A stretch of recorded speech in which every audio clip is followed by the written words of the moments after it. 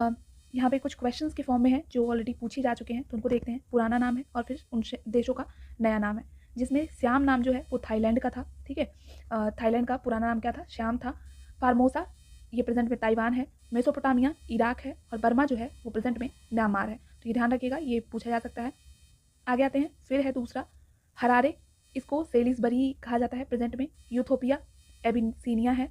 घाना gold coast और किसानसा जो है वो है लियो पोल्डिवीरे, ठीक है। तो ध्यान रखिएगा, ये जो हैं ये पूछे जाते हैं एग्जाम में।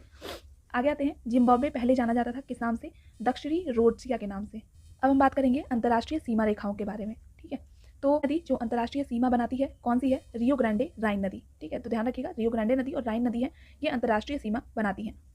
रियो ग्रांडे नदी सीमा बनाती है किनके किनके मध्य? तो ध्यान रखिएगा, मैक्सिको और यूएसए संयुक्त राज्य अमेरिका के मध्य रियो ग्रांडे नदी जो है वो सीमा बनाती है, और ये एग्जाम में पूछा गया है, तो इसको ध्यान रखना है। आगे, वह झील जो तंजानिया और युगांडा के बीच अंतर्राष्ट्रीय सीमा रेखा बनाती है, ठीक है। तो ध्यान रखिएगा, तंजानिया और युगांडा के बीच कौन सी नदी है जो अंतर्राष्ट्रीय सीमा बनाती है? तो विक्टोरिया नदी जो है वो तंजानिया और युगांडा के बीच में। नदी जो अंतर्राष्ट्रीय सीमा बनाती है कौन सी है? रियो ग्रांडे राइन नदी, ठीक है। तो ध्यान रखिएगा, रियो ग्रांडे नदी और राइन नदी है, ये अंतर्राष्ट्रीय सीमा बनाती है।